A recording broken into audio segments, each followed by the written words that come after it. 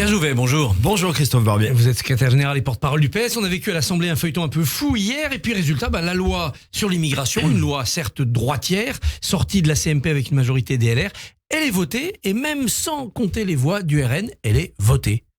Victoire pour le gouvernement ou soulagement? Victoire pour Marine Le Pen. Voilà, on avait élu il y a 2 ans un président de la République pour faire barrage à l'extrême droite. Il avait dit lui-même que ce vote l'engageait. Et il a hier fait franchir à sa majorité toutes les lignes rouges. Hier, la majorité parlementaire, et plutôt la minorité parlementaire qui s'est affichée en vérité depuis plusieurs semaines, et là, ça a atteint son paroxysme, a allié à la fois la honte et le déshonneur. Moi, j'ai honte, Christophe Barbier, de cette majorité. J'ai honte de ce président de la République. J'ai honte de cette première ministre qui, aujourd'hui, font de l'extrême droite les gagnants, les grands gagnants d'une loi contre les étrangers, d'une loi qui est contre les valeurs de notre République. C'est finalement le pire de ce que la République ait pu produire dans une loi sur l'immigration depuis 40 ans. Alors le RN ira fait un coup en disant oui, bravo cette loi, c'est la priorité nationale, c'est une loi qui est un bon pas vers le pénisme. Mais le matin, il disait c'est une mauvaise loi. Il y a quelques jours, il disait jamais on la votera parce qu'il y a des régularisations dedans. Est-ce qu'ils n'ont pas fait un coup de bluff finalement? Ils vous font croire que c'est une loi Le Peniste, mais elle n'est pas tant que ça. La préférence nationale, dire à des étrangers qu'ils n'auraient pas les APL pendant 5 ans, rappeler à des gens qui sont en situation de sans-papiers dans ce pays qu'ils ne pourraient plus être dans des centres d'accueil, c'est franchement tout ce que nos valeurs nous défendaient jusqu'à présent de ne pas prendre en compte. Alors tous ces droits, le RN voudrait les supprimer et la loi finalement les maintient tout en durcissant les conditions d'accès, notamment les conditions de délai. Est-ce qu'il n'y a pas une différence de nature? Est-ce que c'est pas une fausse préférence nationale? Juste un avantage pour les Français? Vous savez, je crois que c'est le contexte général qui répond en réalité à ce qui vient de se produire hier. Quand on fait voter une loi comme celle-ci, quand j'entends le ministre de l'Intérieur Gérald Darmanin se féliciter de ces mesures-là, quand je vois Jordan Bardella hier matin dire que c'est une victoire idéologique du Rassemblement national, ce que je crois surtout, c'est qu'on veut régler des problèmes de ce pays, qui sont des problèmes d'intégration, par une chasse aux étrangers. Et quand on se dit progressiste, comme le président de la République, comme Elisabeth Borne, comme un certain nombre de ministres de ce gouvernement qui se prétendaient être la jambe gauche de la Macronie, on ne transige pas avec les valeurs. La politique, Christophe Barbier, ce sont des valeurs. La politique, c'est aussi de tenir sur des lignes face au populisme, face à ce qui peut être l'esprit le plus sombre que nous avons dans une nation. Et hier, tout est tombé. Et je le dis avec gravité et solennité. Ce qui se passe depuis quelques heures, depuis que cette loi est votée, et ce qui va se produire dans les jours, dans les semaines et dans les mois qui viennent, va créer une fracture absolument terrible dans notre pays. Et moi, j'appelle ce matin l'ensemble des progressistes, l'ensemble des femmes et des hommes qui, dans ce pays, croient que l'intégration, croient que l'assimilation fait partie de ce qui a fondé les valeurs de notre République, à se mobiliser largement pour que cette loi ne soit jamais promulguée. Comment on peut se mobiliser pour empêcher une promulgation? On peut se mobiliser massivement par des mobilisations citoyennes. On peut se mobiliser en dénonçant les uns et les autres la réalité de ce qu'il y a dans ce texte, une loi qui finalement ne produit que du recul, que du rejet, ne remet que de l'huile sur le feu dans un pays qui a besoin d'apaisement. Mais quand on regarde les sondages, une très grande partie de l'opinion est pour des mesures dures en ce moment. Cette loi va dans le sens du vent. Oui, c'est la facilité d'Emmanuel Macron. Cet homme, en fait, est un démagogue. Cet homme est un démagogue. Il est cynique et démagogue. Et donc, en fait, il va dans le sens du vent parce qu'il voit des sondages. Si François Mitterrand avait gouverné avec les sondages, il y aurait encore la peine de mort dans ce pays.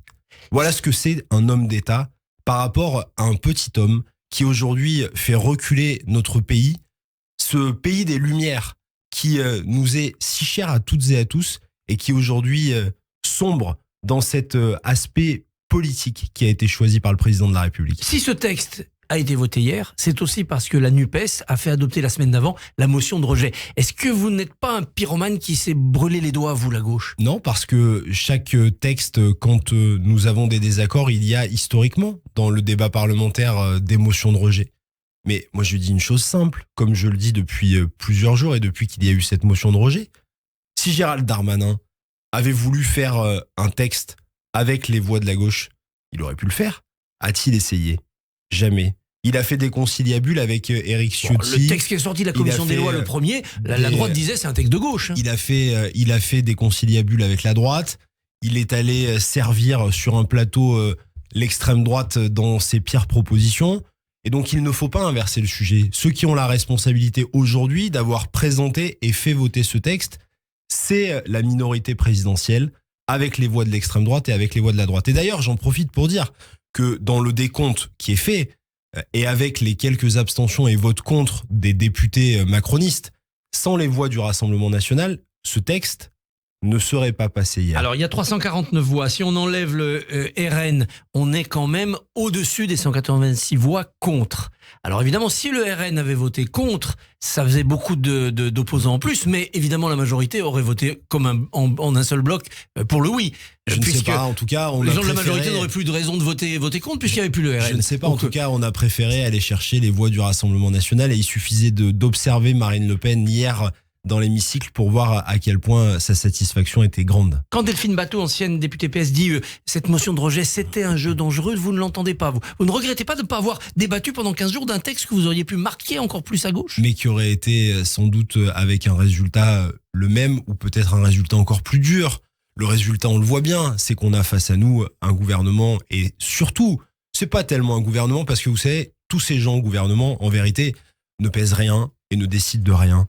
On a une première ministre qui est une première ministre fantoche qui va prendre. Qui était pourtant issue de la gauche, ancienne conseillère de Jospin, mais qui a exécuté là la volonté du président. Là, je vais vous dire, à partir d'aujourd'hui, et on va voir dans les heures qui viennent, celles et ceux qui au gouvernement resteront dans ce gouvernement et qui se diront encore de gauche, je ne sais pas comment ils feront pour se regarder dans un miroir. Aurélien Rousseau serait démissionnaire. J'entends et je le souhaite, en tout cas pour lui, pour sa conscience propre. Mais moi, je le dis ce matin à tous les ministres qui se disent de l'aile gauche.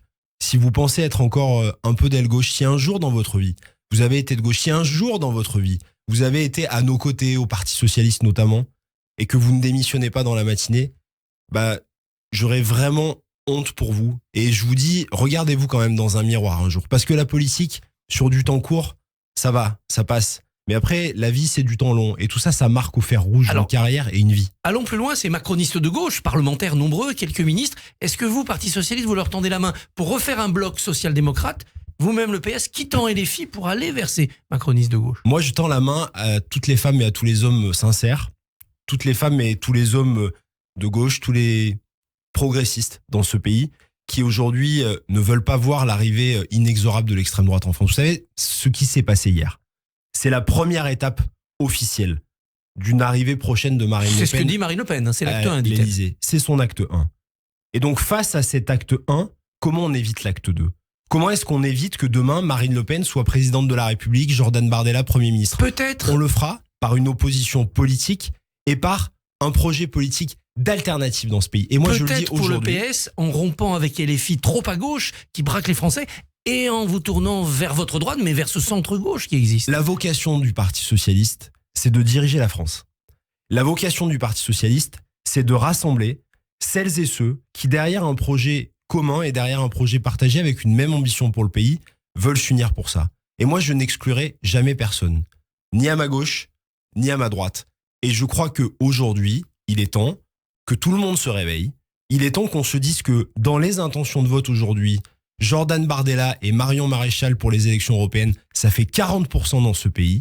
Et moi, je ne suis pas un élu de la République dans un pays qui va donner les clés à l'extrême droite au pouvoir. Et donc aujourd'hui, de cet acte 1, nous devons en faire un acte de sursaut et un acte de mobilisation politique. Et donc que chacun ait le courage politique nécessaire.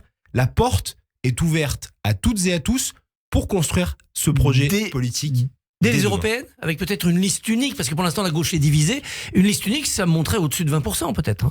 Je ne suis pas certain. La question européenne, c'est aussi une élection à la proportionnelle. Et ce qui va se produire là, c'est aussi un enjeu pour les élections futures et notamment pour les élections présidentielles.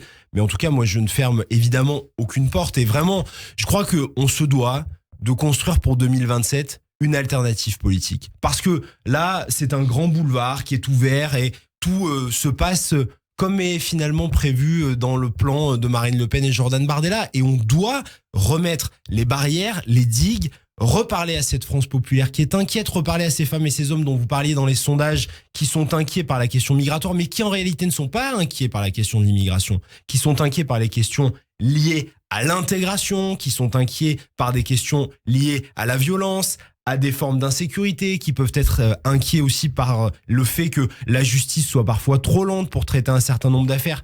C'est ces réponses-là qu'on doit apporter, mais avec les valeurs humanistes et avec les valeurs de gauche qui fondent ce qui est notre engagement, celui de l'accueil, celui de l'intégration, celui du modèle de lutter contre la reproduction des inégalités d'une génération à l'autre, quel que soit l'endroit dans lequel on vit, quelle que soit son origine, sa culture, sa religion, c'est remettre cette concorde et ce lien national ensemble. Quelques lots de consolation quand même dans cette loi pour vous, pour l'intégration. Les mineurs ne seront plus en centre de rétention administrative. Il y aura des régularisations de sans-papiers, c'est prévu. Ça, c'était pas le péniste du tout.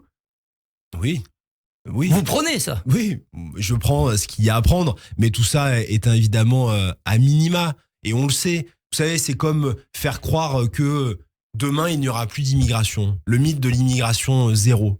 Tout ça est un leurre, on le voit bien. Et c'est là où je vous dis que le débat est totalement dévoyé. Quand vous voyez tout ce qui peut se dire, tout ce qui est raconté, quand vous voyez Marine Le Pen, par exemple, qui saute sur son strapontin en expliquant que il n'y aura plus d'immigrés qui rentreront sur le territoire national demain si elle arrive en France.